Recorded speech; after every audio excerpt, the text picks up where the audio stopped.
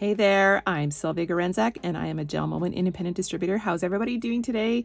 I thought that I would do a little bit of flower nail art on this polish right here. This I'm using is called Prima, which is one of our new HEMA-free polishes.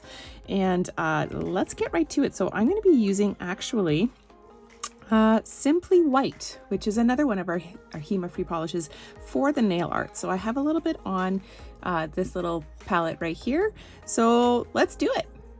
So I'm going to get started with the petals using this number 9 brush, which is called the Gradual brush from our Creativity set.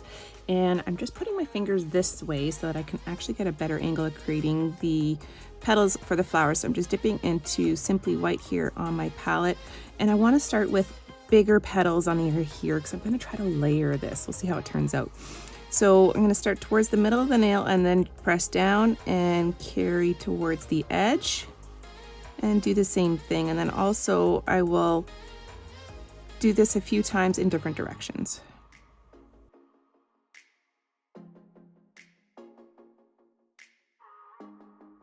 Okay, that's good.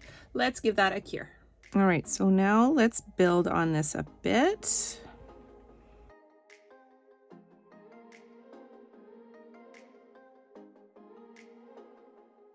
For the center of the flower, I have Raven's Kiss here, but I'm going to add a little dollop of this stamping gel just to thicken it up a bit, because while I'm working on the nucleus of, or I don't know what you call it, the center of the flower, because our polish is so good at self-leveling, I want these lines to be very crisp and kind of stay there. So if you're using a bit of a thicker polish here, then it's not going to run, right? So let's mix that all up.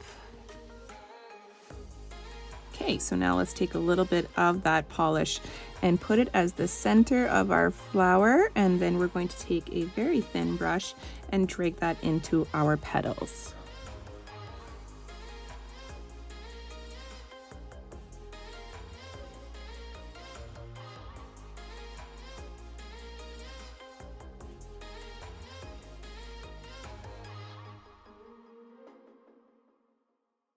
Let's give that a cure.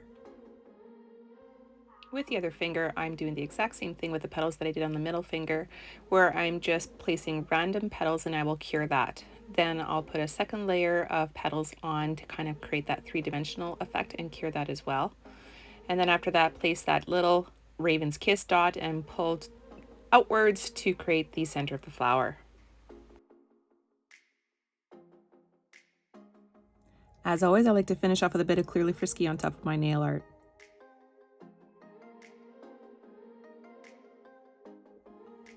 And here's our final product. I love the subtleness of these flowers on this manicure. It looks super pretty. Don't forget to like and subscribe and hit that notification bell so you'll know when I'm posting my next video. Ciao, ciao for now.